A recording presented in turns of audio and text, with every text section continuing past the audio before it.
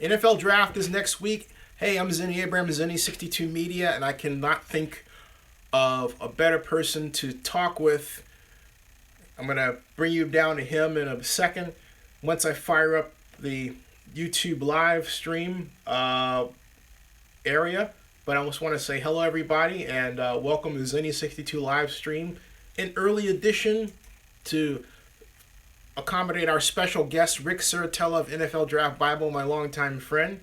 And if you're a subscriber, it says going live. You can see Rick's great picture up there and smile. And what I'm doing right now is I'm going to the live area to make sure this is properly meta tagged and then tweeted out so that we can properly promote our host and all that he does, and then get your comments as well and answer your questions as you see this. And the stream is good, and so we're going to go over the watch page. There's the watch page, and I'm going to have to, let's see here. Yeah, and there I am. And in a second, we're going to see Rick. And I'm going to put this down here. I'm writing, hello, everybody. Hello, all. There. And I'm going to tweet this out right now. And then we're going to turn this around. And we're going to discuss the NFL Draft Bible Big Board. And also, I can hear myself. So I'm going to take myself, my voice rather, not myself, out of the picture, or out of the voice part. And now I'm going back to Skype. I'm going to move Rick over here where he belongs. There's the stream. And I'm going to bring this down, actually up rather, like so. And hey Rick, hey, how you doing? And I'm going to change this like that. And there he is in all of his glory, the great Rick Serritella, giving us, hey, what is all that? What is that? Does that mean hang loose or high five? What does that mean? Rock on, baby. You got rock on, man. How you doing? Rick, without any further ado, well, first of all, for my viewers who may not know about you, tell us about NFL Draft Bible and your work over the years. Yeah, I mean, we started it up in 2002. As you know, Zenny, we've known each other for over a decade, interacting at the draft, bringing folks the first video live stream, the first podcast. We've been innovators in the technology aspect and covering the NFL draft. And you talk about behind the scenes and where the NFL is heading with their coverage. It's kind of what we've been doing here at the NFL Draft Bible for the past decade or so. And we take pride on the small school guys. The mainstream media will bang and bop you over the head with all the first round guys till you're blue in the face. And, you know, at the NFL Draft Bible, we like the day 2, day 3, even undrafted guys, we like to shine the spotlight on those. And, you know, if you are a follower, then you know over at NFLDraftBible.com, it's can't stop, won't stop around the clock. And if you're just finding out about us, please check us out. We're on social media. Twitter's probably the best way at NFL Draft Bible. We do a pretty good job of posting everything over there on the Twitter feed. Man, and he does an outstanding job. And I think one of your claims to fame was Joe Flacco, right? Oh, yeah, Jersey Joe. Yeah. Joe Flacco, he was training right here in my backyard in New Jersey, getting ready for the draft at the Test Football Academy. And, you know, the trainer said, listen, you got to come check out this guy, and he's the real deal. And, yeah, we've seen what he's gone on to do, has a ring to show for it. So. That's right. And I'm going to keep promoting. I'm going to put this on Facebook real quick. The only drawback about using YouTube Live in this way, mobile, is that you cannot, you can't set up the page pre-broadcast, unlike the standard stream. And you have to sort of calibrate things as you're running it. But having said that, there we are. Posted onto Facebook now. And one more tweet out to my peeps at Raider Nation with a hashtag Raider Nation. Or how about Raider Nation, like that. there. And why not Cowboy Nation? How about Cowboys? So we're talking about the NFL, man. NFL, which means not for long. By Jerry Glanville standards. That's right. Not for long. I wonder what Jerry Glanville is doing now. Got it. All right, and one more for the Falcons Nation. That'll be ATL. Let's see here. Get the Falcons. How about hashtag Falcons? Say why Falcons? Well, I got a lot of Atlanta viewers as well. And now back at it again with Rick. Give the stream a like there, like that. Okay, and go back to Skype here, and there we are. All right, now, so if anybody's watching, you have any questions, you can post them over here on the link, and we're gonna have at it with Rick. Rick, you've got your big board out. And yes. What I'm going to do is I'm going to go over and I'm going to... Excuse me, you're there? Yes. Okay. There it is. All right. And let's go over your big board real quick. You've got still defensive end Myles Jarrett, Texas A&M, and you have a height code that it's 6044. What does that mean? Because No, so that's for stupid people like me. Yeah, that's scout speak for all your listeners at home. So 60-44 would be 6'4" and 4/8 inches. So the last digit is always measured in an eighth of an inch. Okay. And that's kind of how the scouts keep track of guys. You know, you get to the quarterback position, and you get a guy that's 6'0", He's not quite 6'2". He's not quite 6'1". He's 6'1.5", and as you know, at the quarterback position, that could maybe make or break your draft grade. Hey, not bad at all. So, riddle me this: I heard that Myles had a knee injury last year, or so, yeah, ankle. The last conversation that we had, we were kind of comparing his game against Cam Robinson. Right. You took me to task on that, so I had to circle back to the film and go rewatch it. It's actually out there on YouTube. They have a great video breakdown of the two, and you get to see the matchup one-on-one. But, apparently we found out Myles Garrett was nursing some kind of knee injury during that game, so apparently he wasn't 100%. Is from what I've heard. So, I don't think he was called back to Indianapolis for the medical recheck, though. So I don't think it's really something that's too concerning or too serious. Whereas Jonathan Allen, who a lot of people had pegged as the number 2 pick, I think he was asked back to Indianapolis for the medical recheck due to his shoulders. And so, I think Garrett's draft stock is pretty solid, where Jonathan Allen now might be a guy that kind of slides maybe out of the top 10, depending on what that medical evaluation says. Now, when a guy like that slides because of a medical evaluation that's, sometimes iffy, does that make him actually a better value for picks him up at the lower pick area? Yeah, depending on where he goes. I mean, you saw how Tunsil slid on draft day, obviously due to different reasons, but that turned out, even though it was a first-round pick, the Dolphins got tremendous talent and a great value. So, I mean, their willingness to, and I don't even think it was that much of a risk, because most of these NFL players do smoke marijuana. We just don't see the actual video of it. So I think value, maybe had teams panicking, because it literally happened while the draft was unraveling and the teams didn't have the adequate time to scurry and get the information. So I think because of that, you saw a lot of teams get scared, and the Dolphins were the beneficiary of it. Yeah, not only that, we were there, and I got the first interview out. You did? It was picked up by Deadspin and was seen, I think, 500,000 times. It was hilarious. Hey, so we've got now number 2, Leonard Fournette. And so you think Leonard Fournette's going to be picked up by, basically San Francisco, the Niners?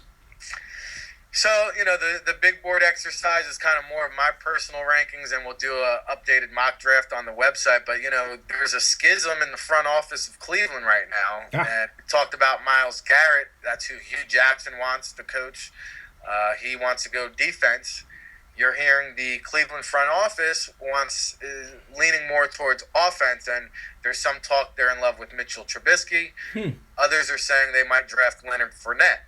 So, how that unfolds, I think right now is one of the bigger storylines as we inch closer to Philadelphia. But I think Fournette, when you talk about upside, a generational talent, a very big running back who can bulldoze you and run with speed, similar to Earl Campbell. I hate to throw a Hall of Fame comparison, but if he maximizes his potential, he plays like a man amongst boys. Now, we didn't see it this past year. I think he was maybe preserving himself this past season, but you watch the film from 2 years ago, especially the Syracuse game, where grown-ass men are just bouncing off this guy like a ping-pong ball machine. They use the phrase business decisions when this guy runs between the tackles and you're a safety in the hole stepping up to make a one-on-one tackle. He forces you to make a business decision. Leonard Fournette. Hey, I'm curious. You now have Jamal Adams as number 3. Actually, interestingly, Bucky Brooks is the one who has him at number 1. And what do you think about Jamal Adams out of LSU?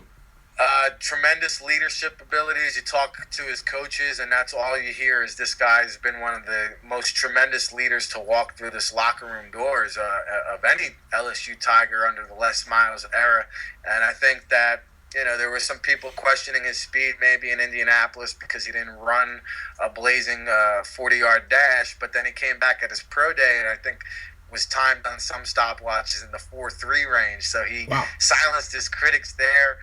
Explosive in the box safety, downhill, going to be making a ton of tackles at the next level. So I think the safety, you talk about Fournette and how the running backs are coming back, a lot of running backs in this first round. I also think it's a year of the comeback with the safeties, with guys like Jamal Adams leading the way, Malik Hooker, obviously Jabril Peppers. I'll throw Obi Melifonwu in that first-round mix. But if you remember when the Ravens were making a run with Ed Reed, the Steelers had Palomalu, even the year the Colts won with Bob Sanders, I think these are that kind of impact safeties in this year's draft class.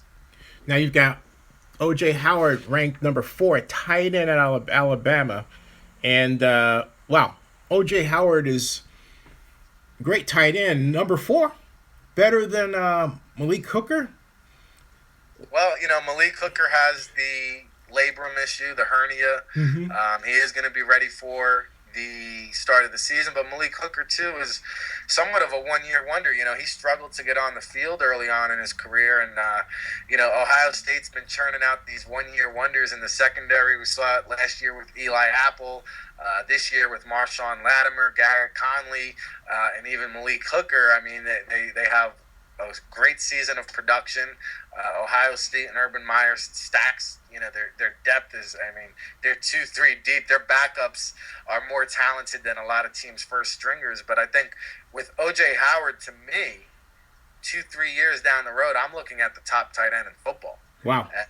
And, I don't think he gets past. Some people say the Titans at 5, the Jets at 6. I don't think he slides past the Ravens, I think, who are picking around 16 or so, because if anybody's going to identify a top tight end talent, it's going to be Ozzie Newsome in Baltimore. But, I just see a guy that can block, he can catch, really wasn't asked to do a whole lot in the offense at times, and you got to give O.J. Howard a lot of credit for coming back another year and realizing he's not going to get a bunch of targets, and he knew that coming back. He also went to the Senior Bowl where a lot of people didn't think he needed to do that because, quite honestly, he was the consensus top tight end overall. But he's such a competitive guy that he went down to Mobile. He competed anyway, and he proved to everybody that he is the top tight end. And I think we're going to see a bunch of tight ends in the first round also. Now, you also O.J. Howard, he's if I'm not mistaken, he's 6'5" here. And he ran 251, and he ran a 4.5140. Basically, he's as fast as Leonard Fournette, but bigger. Bigger. Yeah, yeah. No, he's a big boy, and he's fast, and he's quick, and he's tall, and he's got great hands, and again, just well-rounded.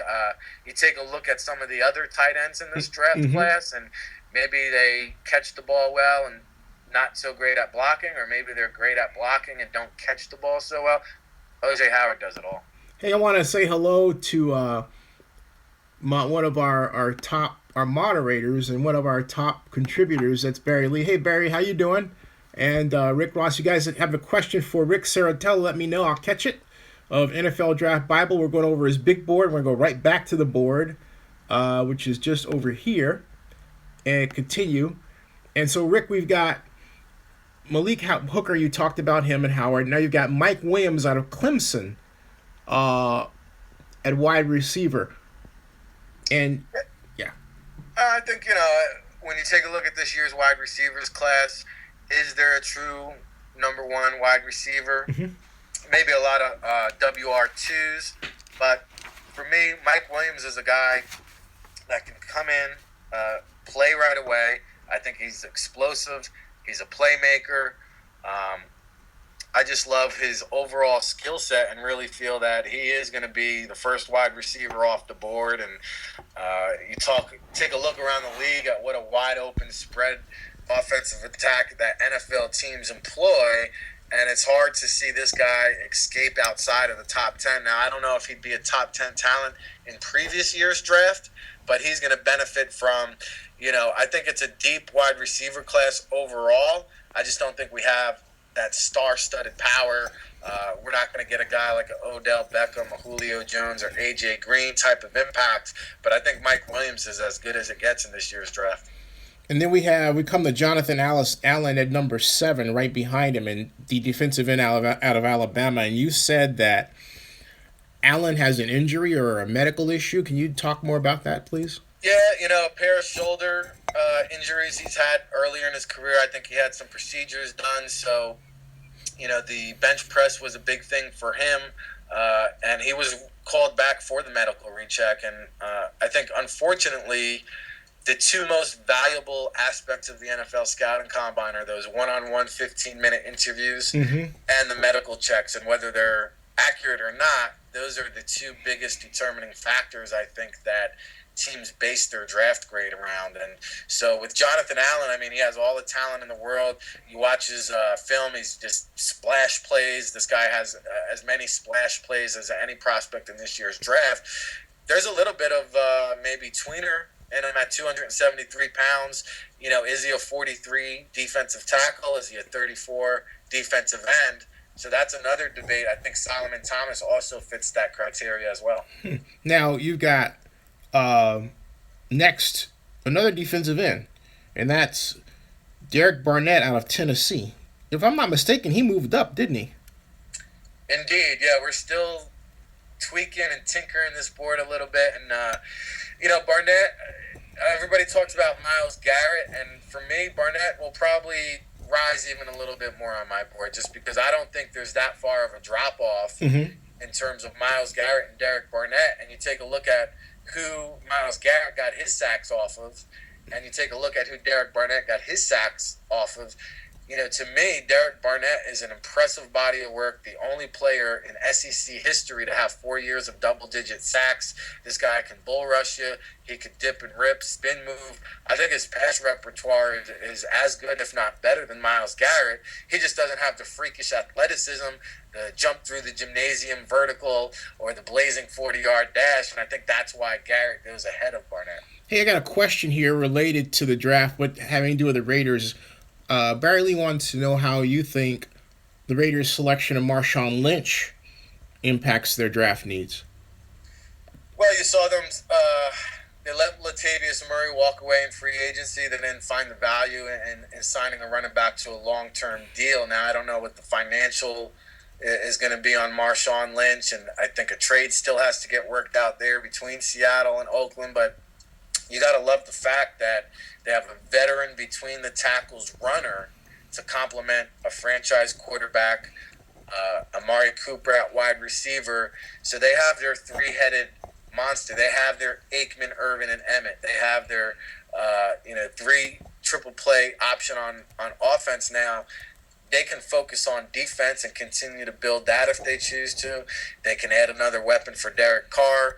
They can add a blocker for Derek Carr. So I think by adding Marshawn Lynch, previously there was a void that needed to be filled because Latavius Murray did walk away in free agency, and they would have had to use probably if not a day one, probably a day two pick on a running back just to fill that need. So I think when you talk about the first 3 rounds of the draft, that's where you look for potential starters, and now they can use those first 3 rounds on other needs. So I think it definitely, for a 1-year stopgap solution, makes a lot of sense. Now back to your board, we've got also, and we talked a little bit about, actually we didn't get a chance to talk about Marshawn Lattimore. We're about to before the question, but so he is cornerback. Actually, your highest rated, other than Adams, DB, but at Ohio State, he's 6 feet 193, 4.36 640, which spells punt returner. I mean, if you want to put him there, but talk more about him, please. Yeah, I think the way the Ohio State secondary guys that we've been talking about here, the 1-year wonders I like to call them, but their 1-year body of work is very impressive, and both these guys can match up man on man. They can play zone coverage, and I think when you talk about Marshawn Lattimore and Gary and Conley, it's really a team by team situation. These guys are literally 1A and 1B. They're that talented, that good. So, I believe that both of them will go in the top half of the first round. For my money, I like this kid out of Alabama, Marlon Humphrey. Mm-hmm. You might remember Bobby Humphrey. His father played for the Broncos, a Yep. running back. Yep. And to me, I think he's just as good, if not better, than some of these Ohio State defensive backs. Marlon Humphrey's a guy, to me, that plays with speed, physicality, can lay the lumber. Some questions about his coverage abilities, but I don't see that as much as some others. And Marlon Humphrey is more of an X factor probably than the Ohio State players, because some people have him in round 2, some people have him in round 1. For me, after Lattimore, I probably have Lattimore, Humphrey, then Conley. But these guys are so evenly matched. I think they're all going to be off the board early and often. Now, again, this is Rick Serritella, NFL Draft Bible, the expert on the NFL Draft, and we're continuing going through his big board. And we come to number 10, the person that some people believe may go number 1 to Cleveland, and that's Mitchell Trubisky. Why do I have a hard time with this? Well, we've seen this story before. We've seen, guys like Mark Sanchez pounce on the opportunity. Weak quarterback class. Trubisky kind of seized the opportunity, in my opinion, and did the smart thing by coming out this year, because it is a stronger quarterback class next year. So, we saw not able to beat out Marquise Williams there in UNC. A lot of people have a problem with that.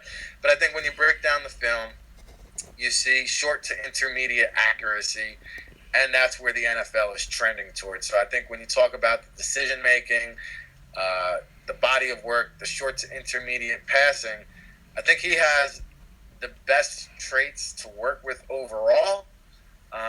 Maybe not the best quarterback at this point in time, but also now you have to talk about he's never been under center. So he's got to practice his drop back, his footwork, if he does get into a pro-style type of system. I think he has a little bit better mobility than he's being given credit for. So he's not a lockdown pocket passer by any means, but I think that is what he's being projected as at the next level. And I think for that reason, he's probably the first quarterback off the board, but I wouldn't say it's a consensus by any means. And if I'm not mistaken, you dropped him a few points, didn't you? Yeah, I struggle with how to slot him, because quarterbacks can be fragile mentally with that first year, and I feel like when you choose a quarterback first overall or in the first round, there's expectations for that immediate impact. And I think if you throw this guy to the Wolves too soon, you risk maybe hurting him and stunting his growth. So I don't like him as a immediate starter. I think if he sits for 2 or 3 years and is groomed, I think he has the potential to be a very solid not a franchise quarterback, but a good starting quarterback at the next level.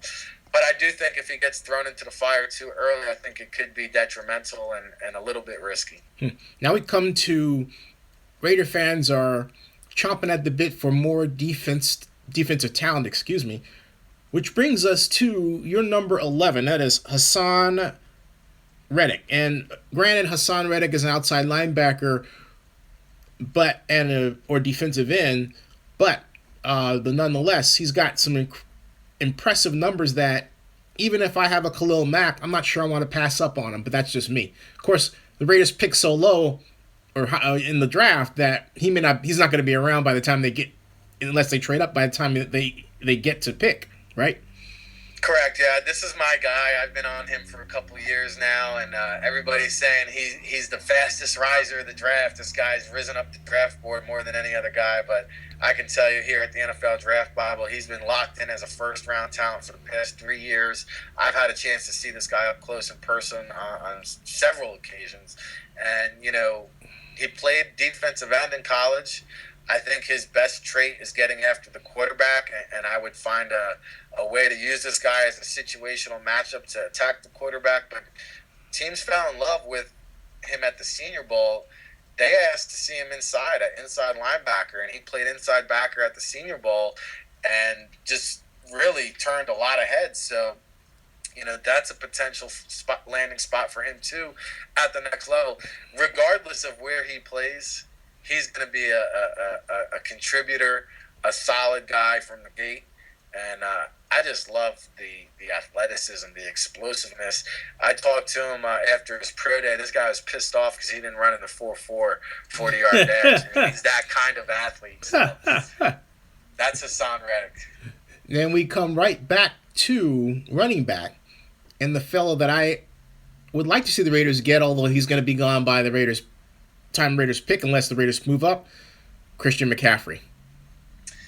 Yeah, I took a lot of heat for this slatting him here. I actually have, I think, Solomon Thomas, his Stanford teammate, right after him. Yeah, you have 12 and 13, yeah. Yeah, Two McCaffrey, Stanford guys, that's right. And I got some so right down there, folks. Yep. Some people think Solomon Thomas is going to go number 2 overall to the 49ers. I don't doubt that. But just like we talked about Jonathan Allen, is he a 43 tackle? Is he a 34 end?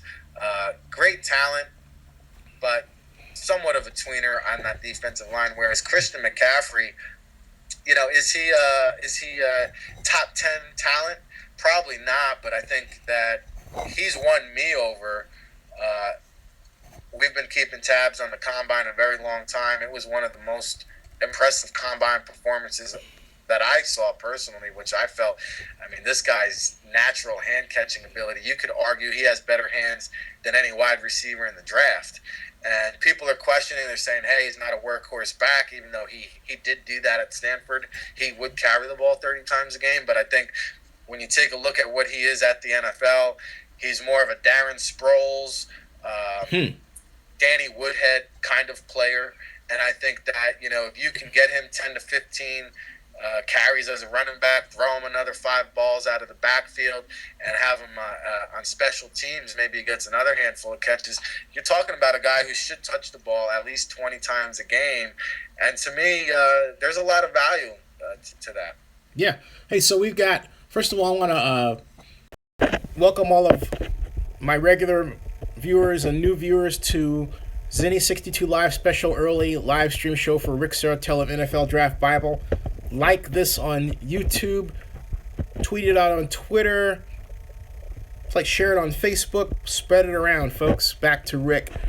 Rick is going to have to deal with, first of all, before we talk about Deshaun Watson, which is going to be a long conversation, let me go to the board here and see if there are people who have questions for Rick as we continue. And we have, first of all, Barry Lisa asks, are there any issues with quarterback cornerback. I apologize. Cornerback Quincy Wilson from Florida.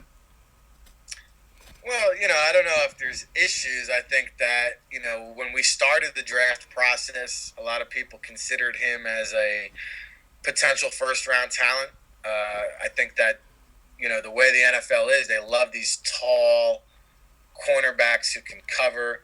And I think what hurt him is probably not performing as well at the NFL scouting combine. And, some of these speed burners, even his teammate Tease Tabor, a first round talent, but will probably slide to day two because of that 40-yard dash. And, when you don't run in the range that teams expect you to, sometimes you see a hit in your draft stock. Now, on film, there's some issues in man coverage. I think Tease Tabor is probably a better man-to-man coverage corner than Quincy Wilson is. But I think when you take a look at the overall body of work, this guy should definitely come off the board in day two.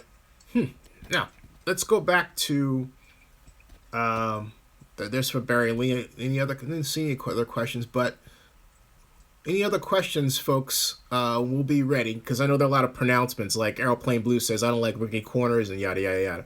We'll discuss that in a second, but I want to talk about my my personal favorite, Deshaun Watson of Clemson, 6'2", 4'6", 640, 221 pounds, and you have him ranked at number 14, whereas if I'm not mistaken, you have him ranked at number 12 before.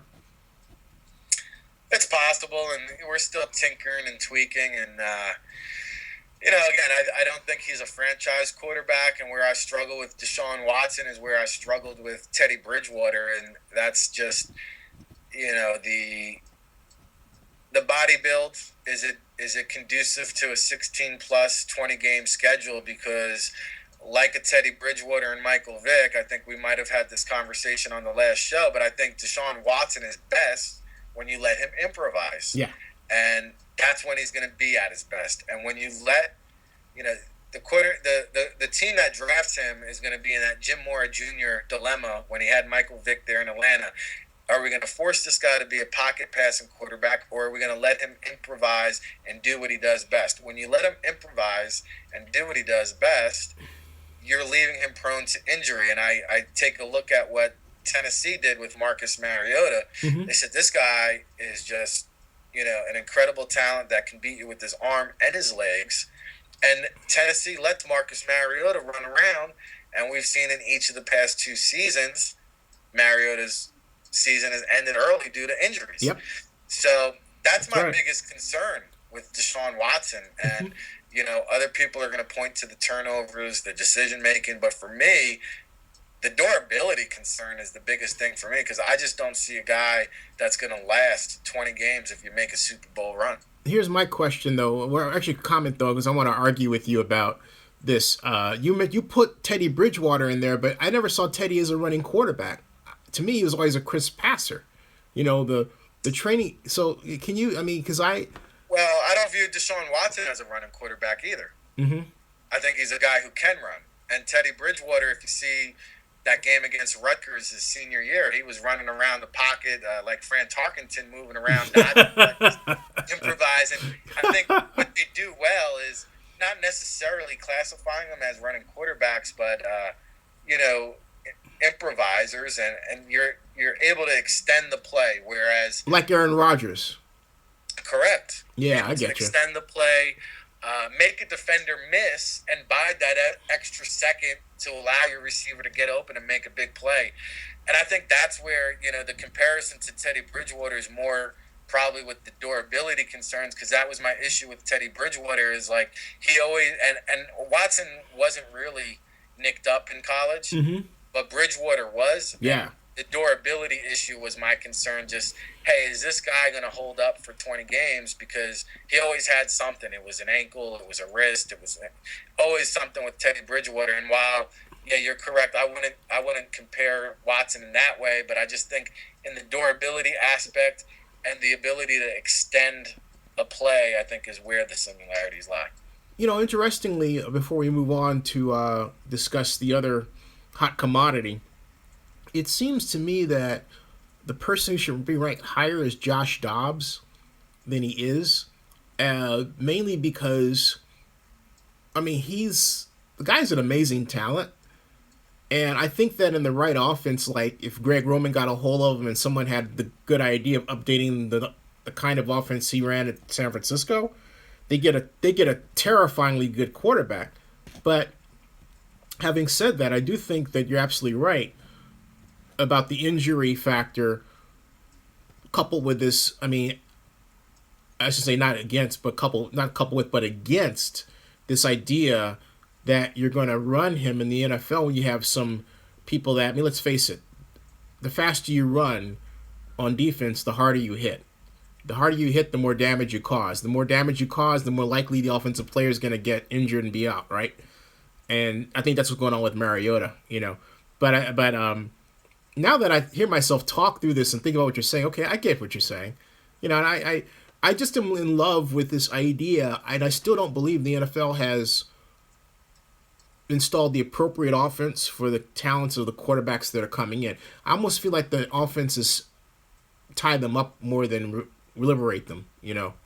So that's interesting. I think the NFL is starting to adjust and adapt, and you know, because like some of the biggest hurdles now for quarterbacks are coming in, and it's things that really shouldn't apply to their talent, but it's things more of learning the verbiage and spitting out a 12-word play, getting under center, and working on your footwork and your dropbacks, being in a huddle, and just being a leader of men. Because let's be honest, a lot of times these teams aren't even huddling up. They're just, you know, they're walking up to the line of scrimmage looking at a big flash card, and you hear the term RPO all the time, run pass option.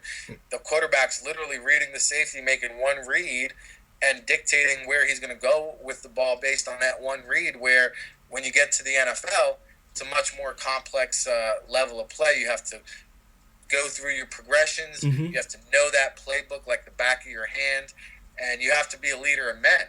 And a guy like Mitchell Trubisky, I think Gruden was giving him riding him a little bit on that Gruden QB camp. He said, "Man, when's the last time you've been under center?" And so it was middle school for Mitchell Trubisky. So, you know, when you think about it, like, those are the things that these quarterbacks have to work on at the next level, and it's because of the way the college game has become. I think what you're seeing now is like a Tennessee who structured an offense around Marcus Mariota. You saw John Fox do it with Tim Tebow that one year in Denver, where, you know, the good coaches... And that was a brilliant. Good coaches adjust to their players. And I think right now in the NFL, there's too many coaches that force the players to adapt to their system. And that's when you get caught trying to put a square peg in a round hole. You know, I want to share something, and I want to give a shout-out to Washington Redskins head coach Jay Gruden. And the reason I say that is this, because we were interviewing him in a roundtable, and you know me, I love football strategy. I love to draw plays, and I love to chart, you know, how innovations are changing. And in fact, I need to focus on that at the blog, but that's another story. I said to Gruden, I said, hey, don't you think that innovations in terms of plays and design percolate up from high school and college? And he agreed. You know, it's interesting. He said, he nodded like, yeah, they do. And so I think that that matches what we're talking about with the NFL having offenses that kind of tie up their quarterback, and also some coaches have systems that they want to fit the quarterback into, but maybe those systems are antiquated. Remember, I think it was a criticism regarding the Chargers offense, and I think it was the running back from Auburn who made the comment that they had high school plays that were more complicated, that were more contemporary than what the Chargers were running. It was hilarious. Of course, Mike McCoy is gone and replaced, you know. Now, let's talk about, I'm going to go back to the YouTube page and make sure I'm not missing any questions from the flock. Let's see here. And we've got, let's see here. As I go in, and there's Rick. We've got, oh, here we go. Airplane Blues has one. Oh, Barry Lee wants to know your thoughts on Christian McCaffrey. I think you expressed them, but one more time, please, for Barry. Yeah, I mean, I think you're taking a look at a guy who can catch the ball as good as any receiver in the draft. He can be used as an offensive weapon. I think depending on where he goes, he could go as high as number 8 to Carolina, be a change of pace back to Jonathan Stewart, catch the ball out of the backfield, maybe play on special teams. And I don't think he gets past number 20 to his dad's old team, the Broncos, there at number 20. Wouldn't he look good in a Denver uniform?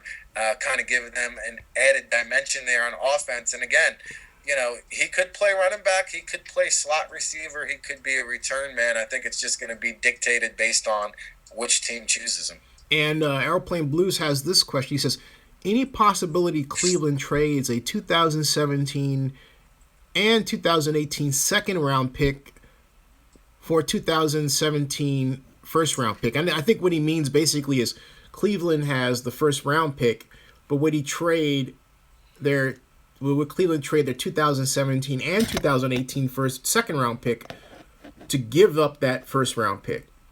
I mean, well, I know Cleveland has pick number 1 and pick number 12. Mm-hmm. And if they don't go quarterback at 1, the big debate is, will there be a quarterback that slides to number 12, or will they continue to pursue the Jimmy Garoppolo avenue and try to trade a combination of this year's picks and next year's picks? I think that's probably where he's trying to get around to, because the Jimmy Garoppolo talk, whether it's valid or not, I see Bill Belichick as a guy that could possibly ride out into the sunset with Tom Brady in a year or two. So, hey, if I'm Bill Belichick and I have this huge asset that's a valuable commodity that I can get another first round pick for, and I'm coming off another Super Bowl, and I can add another first round talent. I mean, who's Jimmy Garoppolo to me? Yeah, makes sense. Hey, also on the matter of Josh Dobbs, Barry Lee has a question regarding that jersey behind you. He wants to know if it's personally signed by Montana. It is indeed. I am at the in-laws' house, so we're in the South Jersey NFL Draft Bible headquarters, and if I move out of the way, nice, you probably will see the signature there. But yeah, it's the real thing. Barry Lee says, "Sweet." Okay, now we're gonna go back to your big board. And how much time do we have, by the way? Whatever you want to do, Zen. Okay, cool. All right, cool. We'll go through the first part of this board, and we're almost halfway there. So we go down here and back to the board. Now we come to the discussion of Dalvin Cook, who some people believe is better than Leonard Fournette. He certainly believes it. Very confident, brash young man at the Combine that we had a chance to talk to, and he defiantly said several times, "I am the best running back in this draft class." And he credits Jimbo Fisher a lot down there in Florida State. What he was asked to do was a combination of running, catching the ball out of the backfield. He stayed in there on third downs and was asked to serve as the quarterback, pass protection. So when you talk about being able to do everything, a lot of running backs not so great in pass protection coming out of college. And a lot of times on third downs, they're taken off the field. Mm-hmm. I think with Dalvin Cook, you have a legitimate 3-down back. I know there's a lot of talk heating up about him to the Eagles because they met with him at the Combine. They had a bunch of people at his pro day workout, and they brought him in for a private visit. So I do think Dalvin Cook goes first round, and 16, sometimes where there's smoke, there's fire. There's a lot of smoke coming out of Philly. Wow. So we come to the other person that a number of Raider Nation fans want to see on the silver and black, Reuben Foster, inside linebacker out of Alabama, who, if I'm not mistaken, I think, Bucky Brooks had him number 2. I mean, wow, that was a stretch. I was like, what? But, I think he's an interesting case because on the field, I think this guy, sideline to sideline, 1,000%, charging the line, always around the ball. He's going to be a high-volume tackler, and I love his intensity. And I think that some of the off-the-field stuff has maybe dropped him down on boards, but he's going to turn out to be a heck of a player. And for me, I think the doctor blow up at the combine Mm-hmm. and the whole medical thing where he was asked to leave. I think it got blown out of proportion. To me, it's not a big deal. In fact, for me, I like my middle linebackers to have a few marbles loose. I think so.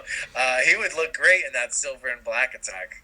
Now, can you talk about that off the field issue? What was that all about? What happened?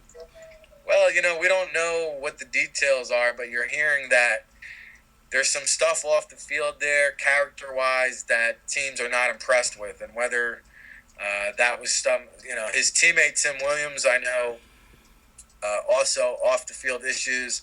His were more failed multiple drug tests. I don't really know exactly what it is with Reuben Foster, and as you know, Zenny, it is smokescreen season, and to Yep. me, some of these rumors that sometimes get started are started by teams maybe like the Raiders picking later on in that first round. They want to put out some negative propaganda and hope this guy slides to them. So you can't always believe everything you hear. That is what you're hearing. What the details of it are, I'm not quite sure. Or as Amy Trax once wrote on Twitter very recently, I think it was actually last week, that if Hannibal Lecter ran a 4.340, we would say that he had an eating disorder. Yeah. I thought that was Well, pretty hey, funny. and Joe Mixon would fit that criteria, right? As long as you can play football, man. There's. I wouldn't be shocked if he goes in the first round, and everybody says he's not going to go in the first because of Mm-hmm. the media hit or the PR, the public relations nightmare that it's going to create for a team. But I forgot who said it, but I thought this point was as valid as it gets. Whether you draft him in the first round, the second round, or the seventh round, you're going to have a media PR hit. So, you're going to take that hit. And if you want to take the player and you think he's a first round talent, then you do so in the first round. Now, I don't necessarily agree with that, but can you state a case that he's the best running back in this year's draft on film? You can. Wow, strong comment. A quick question from Donkey, who asks, who do you think will be the biggest bust in the draft? Biggest bust in the draft? Great question. I think that because these teams need quarterbacks, and there's a lot of teams that need quarterbacks, there's a lot of teams that need successors where they have aging quarterbacks. So I think because of that, you're going to see guys like Patrick Mahomes, Deshaun Kaiser, and even Davis Webb potentially go in the first round. Mm-hmm. And, Phil Savage, who runs the Senior Bowl, says the first round talk surrounding Davis Webb is legitimate.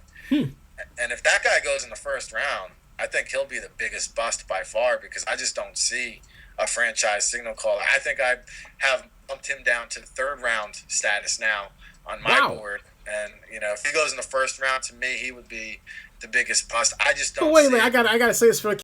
Do you realize how great it would be to have the second Cal quarterback in as many years go in the first round?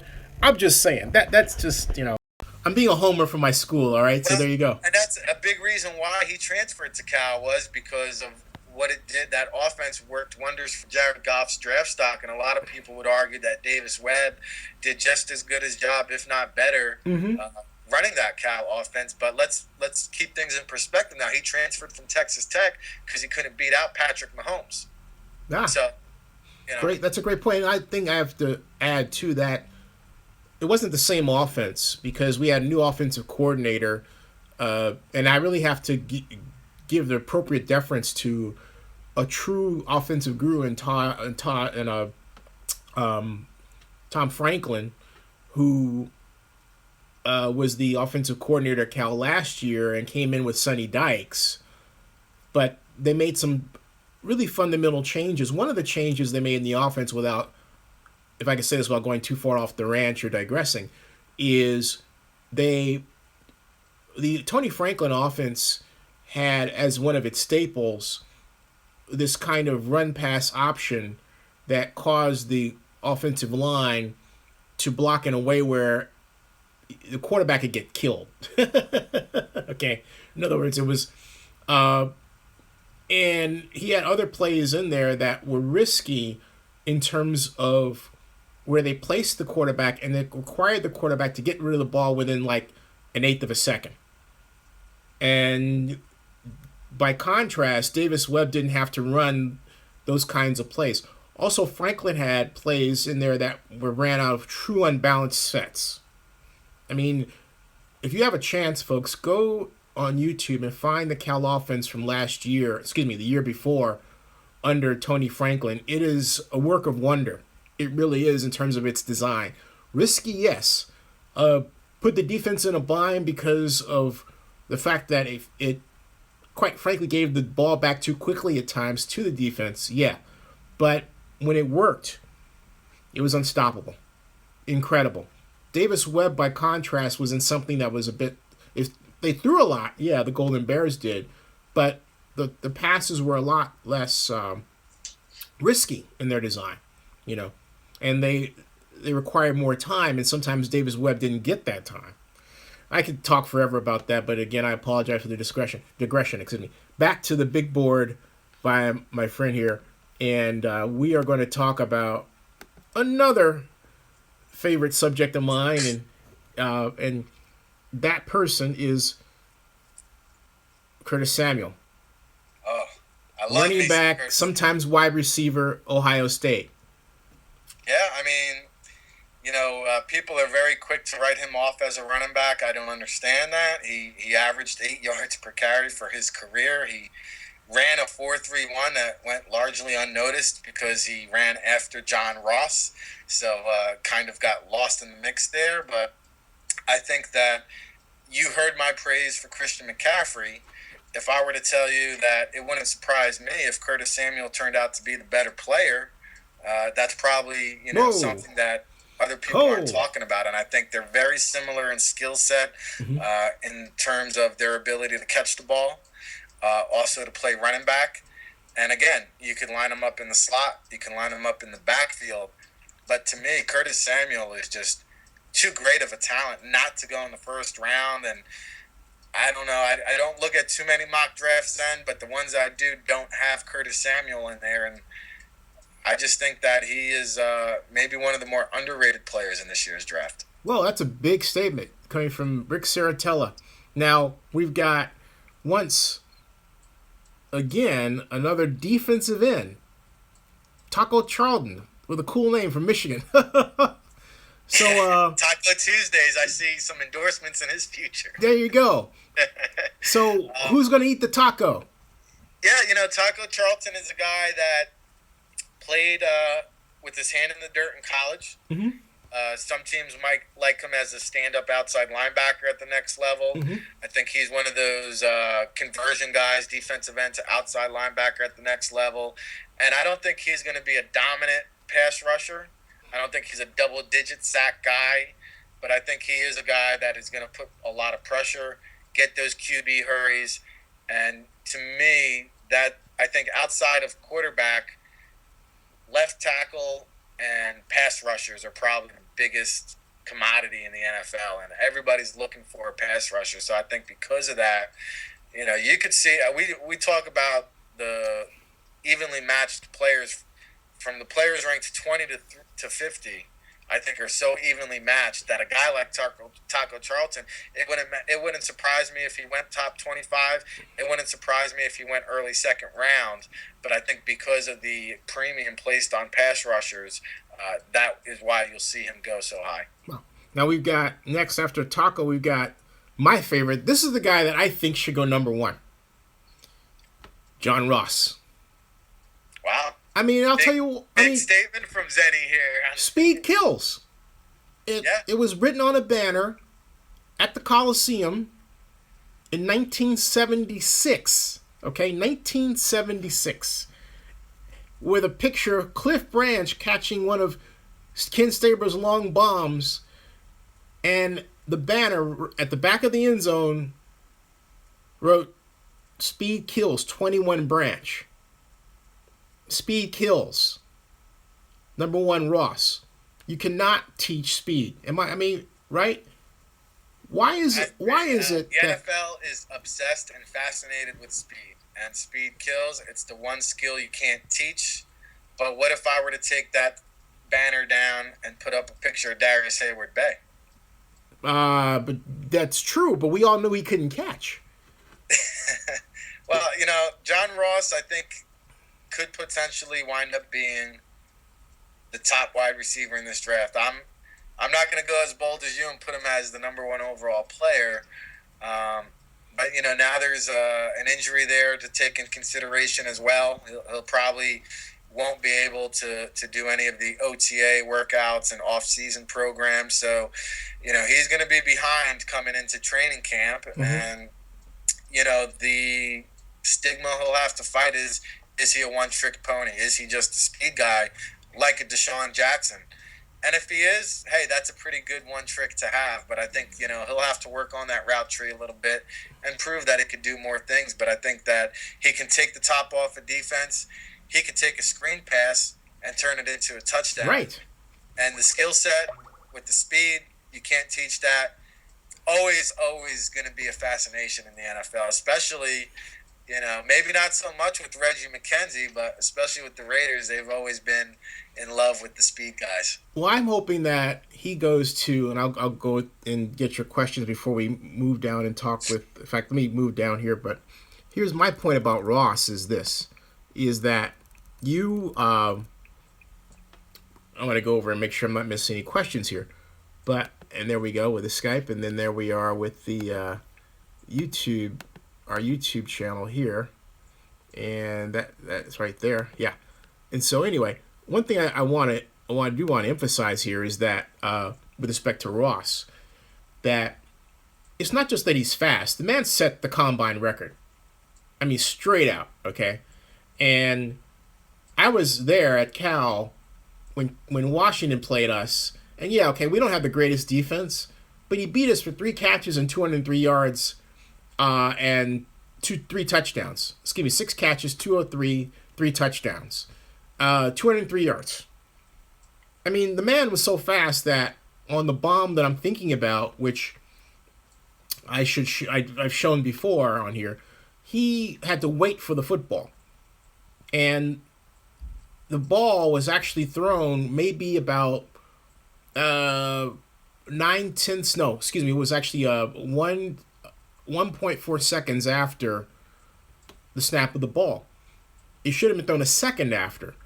But if you can get your timing down with a John Ross, you can destroy some teams. I mean, with that speed, and then put him in the backfield, move him around, or even just use him to open up the lanes for possession receivers.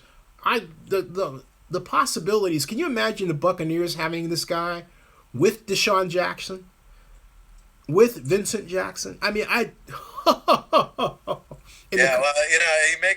make good points, and I think the couple players that come to mind, he could be like a T.Y. Hilton who led the league in receiving yards. This year, or maybe even Mike Wallace when Mike Wallace was in his yes, prime.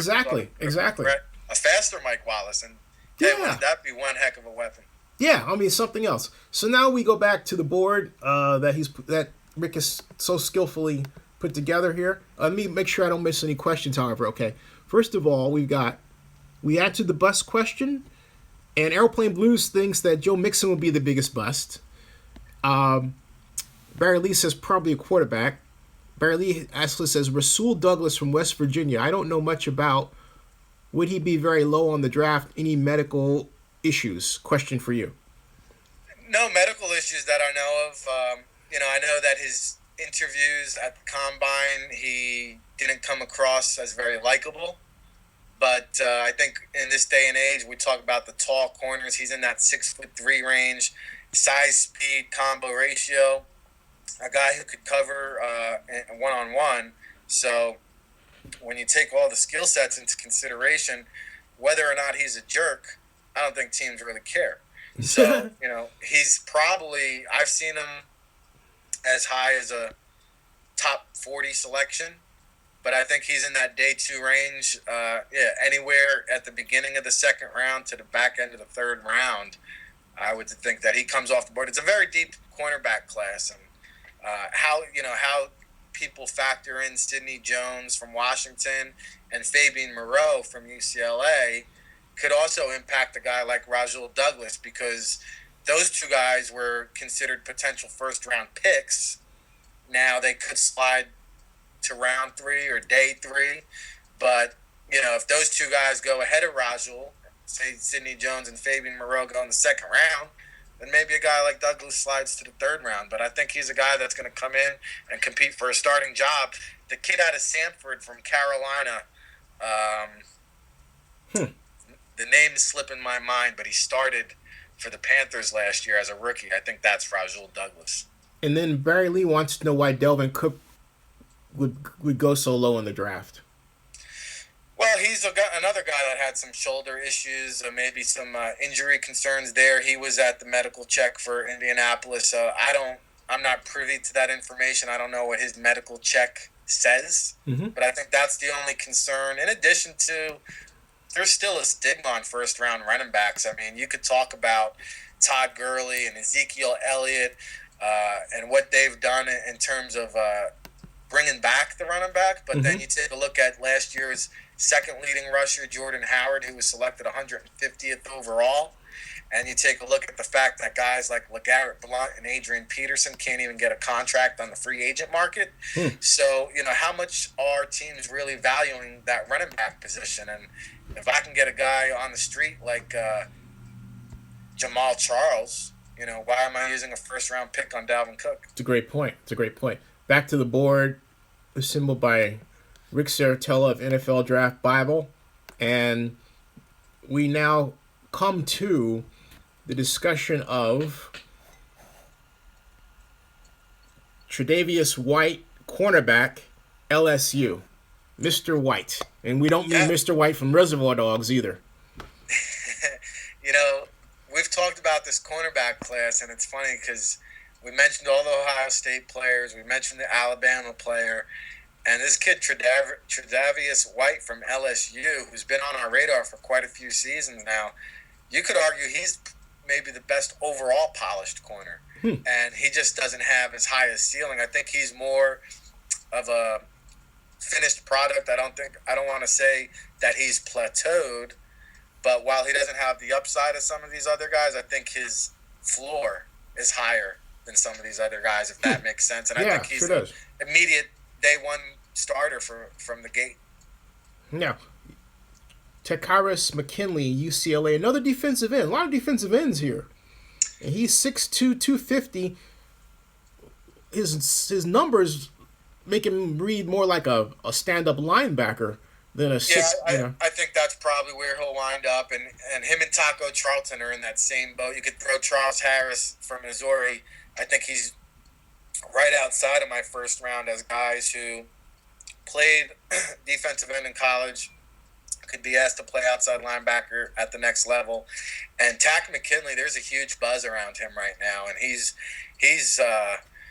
potentially going to be in that top 15 overall mix now. And there's a torn labrum. I think he had a labrum issue, and he's recovering from a hernia right now. So another guy who probably won't be ready until training camp begins. But again, pass rushers are at a premium, and this guy can get after the quarterback, and that's what teams are looking for. Wow. And I think, to your point, why you see so many of these edge rushers in this first round conversation is because I do think there's going to be a run on them early and often, starting with Garrett and Barnett at the top, and teams aren't going to risk waiting to the second round and hoping that one of these guys drops, because if you do that, you might get burnt. Yeah, that's a great point. Now we come to a man that some people think is overrated, Corey Davis, wide receiver in Western Michigan. You have him at 22, which means you haven't overrated him. What's the controversy about Davis out of Western Michigan? Well, I think, when you don't run the 40-yard dash before the draft and you're a small school, prospect, there's going to be questions about your speed. Now, you could turn on the film and say, hey, he's just as fast, or he plays faster than Mike Williams. But I think that's why people love the combine so much, is that you compare apples to apples, orange to orange, laser timed 40, same surface, and you get to see how fast is this guy compared to this guy. And I think that's the only question out there right now. And, of course, I think he has a foot issue. A lot of top prospects with injury-related issues this year. But, again, we talked about it with Mike Williams. Is there a true wide receiver number one in this year's draft? Probably not, but I think Mike Williams and Corey Davis are probably as close as it gets. Wow. And a guy that can play outside, so Oh. not necessarily a slot receiver where, Ross will probably make his living in the slot. Some of these other guys might be slot guys, but Corey Davis can definitely play on the outside. Now we come to, from that discussion, we come to Obi Melifowu. I always screw up his last name, out of UConn. The strong safety, 6'3", 224 pounds, 4'40". Whoa! 44-inch vert. Yeah, and so why is he sitting here at 23 and he's not, say, at 15 or 16? Again, probably another guy that will rise up the board before our final push here. And, I think the Bears, are they at 9? I forget where the Bears are choosing, but he's number 6, I think. No, Bears are number 5 or no 4. Yeah. No, the Bears number 3. I apologize. Whoever was picking 19, I think he just went into a visit there. To me, you talk about McCaffrey's combine, Melifonwu takes the cake. I think that was one of the most incredible combine performances I have ever seen. I thought it was more impressive than his teammate Byron Jones a year ago. Mm-hmm. And I think that everybody talks about Jabril Peppers and Peppers playing linebacker, Peppers playing safety.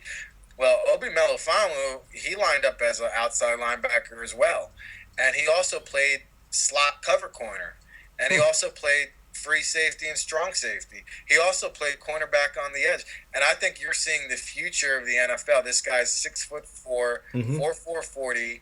I think he'll be given every opportunity to play cornerback at the next level. And God forbid he's still around when the Seahawks pick, who are shopping Richard Sherman. I think they would throw this guy right in at cornerback and give him every opportunity to prove that he could play corner. And then if he can't, hey, then you move him out to safety. But 48 career starts, 4-year starter, led the Huskies. I think he had 128 tackles this past season. Mm-hmm. And again, linebacker, slot, safety. This guy's been used in so many ways. I think as we get closer to the draft, I think he's going to get closer up the draft on a lot of teams' draft boards. Richard Sherman, quick question from a Raiders perspective. Should the Raiders go after him? At the contract, $11 million a year, I think there's value to that. What you have to give up, I'm not sure what Seattle's asking. I don't like to give up my lottery tickets, which is what I view draft picks as. Mm-hmm. So, if I have to give up a first round or a second round pick, I would say no.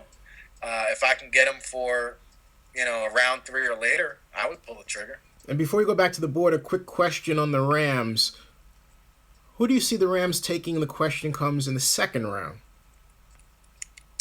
The Rams in the second round. Wow. Well, for me, I think they need to add some more playmakers. So I see a guy like Chris Godwin out of Penn State. Mm-hmm. Let's get another weapon for Jared Goff to throw to because, that guy can catch. Oh, yeah. That guy can catch.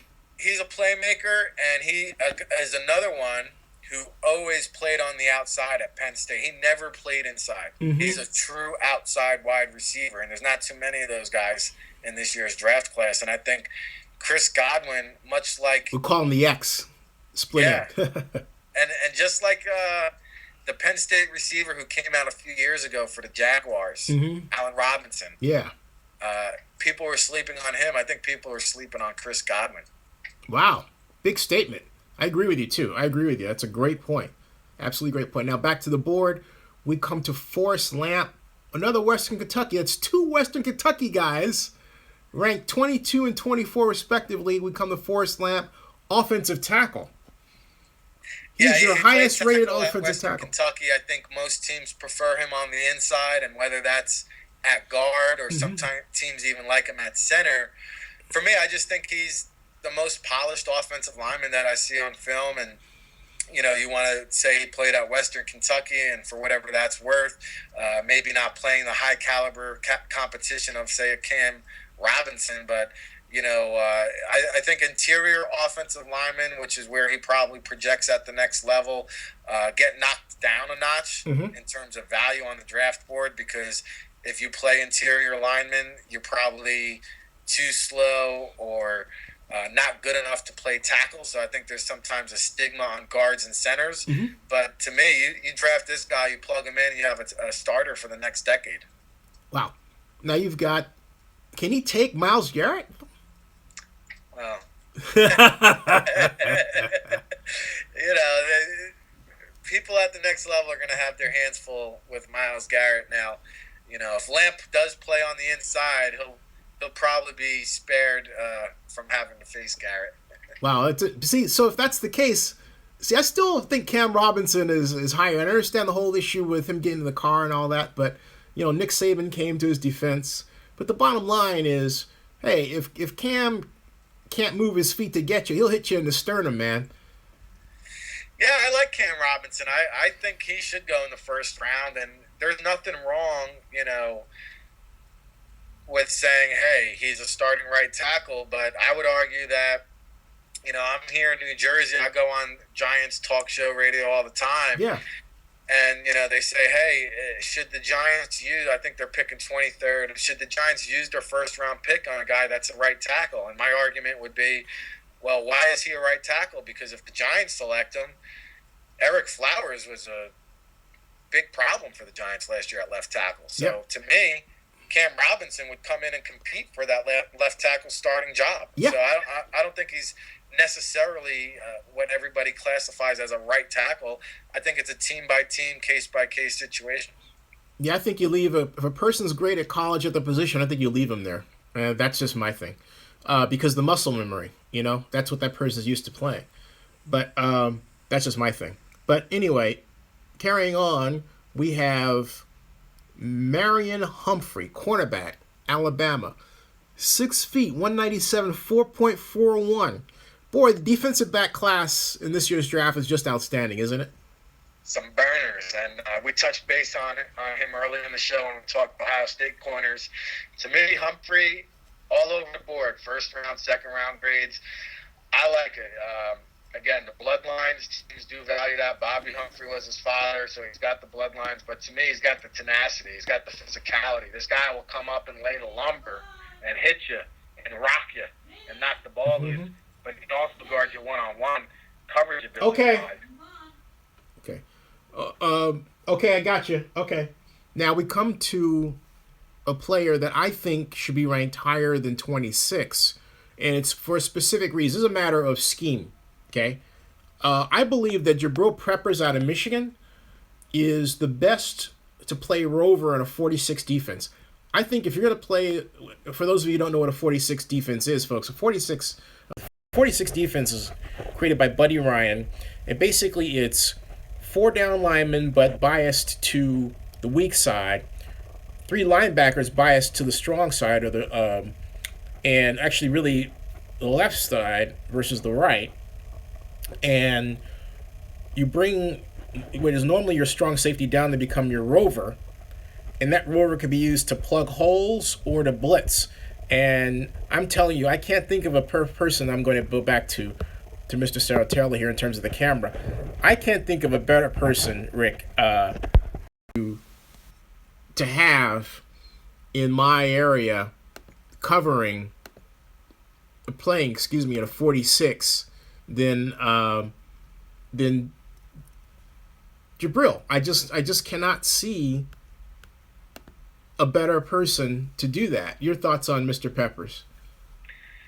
Yeah, I think he could certainly fit that role, and how many teams are playing that kind of scheme, could limit that. But I think the big debate is, did he play out of position? Is he a linebacker? Is he a safety?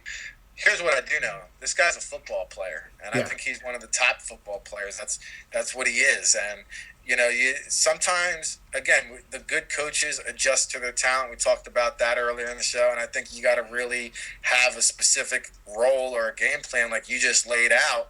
And if you do, he's going to be an impact player. But, if you don't have a strategy on how you're going to use this guy, then, you got to kind of create a role for him. And whether it's a jack of all trades, even playing on offense, I mean, this guy is another one, a threat with the ball in his hands.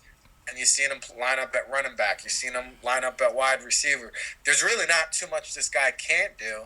And obviously, we know about the track and field background. I fully expected him to have a lights out combine.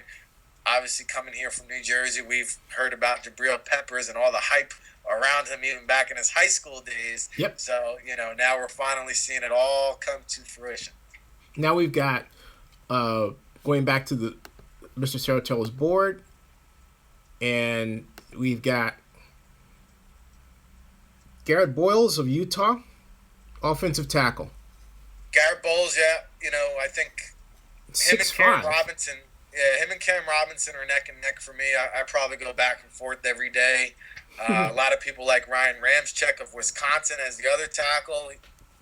He's a Wisconsin Whitewater transfer who just played 1 year at Wisconsin and recently had a hip procedure. So that's why Ramczyk currently not my first round mix. But Garrett Bowles, a guy that can play on the island as an offensive tackle, has the footwork, has the strength.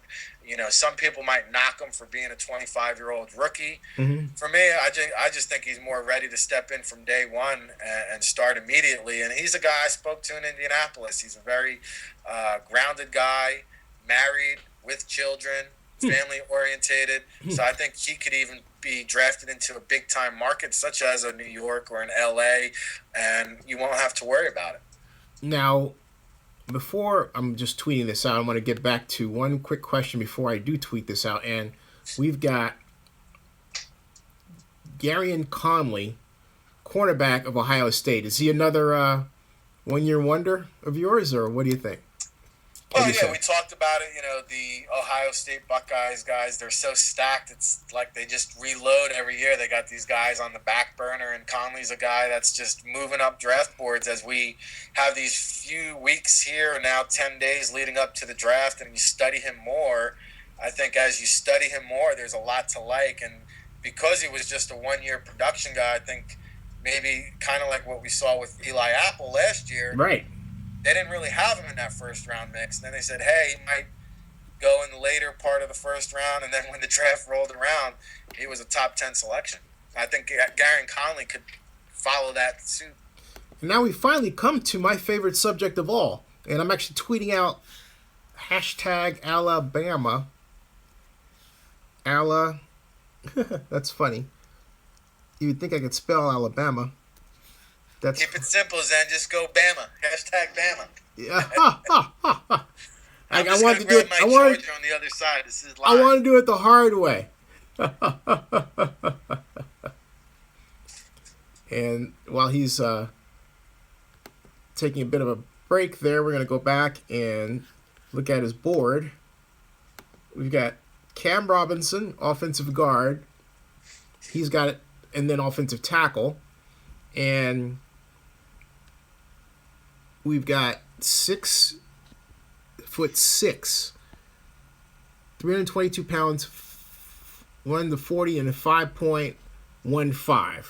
And so, Cam Robinson, you okay over there? Yeah, I don't know where the charger went off to. I think it might be up on the third floor. Oh, you running out of batteries? Yeah, I got about 5 minutes or so left. All right, let's do this. Okay, we've heard about Cam Robinson before. We talked about him. So we've got Cam Robinson, David Njoku out of Miami, number 30. Number 31 is Malik McDowell of Michigan State, defensive tackle. He's the only defensive tackle on the board. Well, yeah, Jonathan Allen from Alabama, you could argue defensive tackle. Malik McDowell, he's a polarizing prospect because he has all the ability in the world. His athleticism is as good as anybody. Mm-hmm. When he wants to play, he's very dominant. But what you see is a lot of plays off and the lack of production. Just 1.5 sacks this past year for Michigan State. So There's a lot of concern about his motor. Doesn't actually go 100% all of the time. And because of that, you're hearing he may fall into the second round. David Njoku, that you mentioned, the tight end out of Miami, mm-hmm. He's risen up like gangbusters. He's another New Jersey native that went down to Miami and has all the physical attributes. Not as good as a blocker as O.J. Howard. Comparable receiving abilities, similar to a Jordan Reed type of guy. Now, finally, we come to Patrick Mahomes, Lee Steinberg's client, who's moving up the boards, but he's 32 on yours. What's going on? Well, there's some Johnny Manziel to him, right? There's improvising without a lot of structure. I think that Texas Tech offense allowed him to be a little Brett Favre-esque, right? And Gunslinger. Gunslinger, exactly. Taking risks and going downfield. The kid obviously has a cannon of an arm. I think he throws the ball like 86 yards in the air. Wow. I just think it goes back to a lot of the fundamental aspects that we talked about at the beginning of the show, where the quarterbacks who come into the league now have to learn how to be under center, be in a huddle, the terminology, leader of men.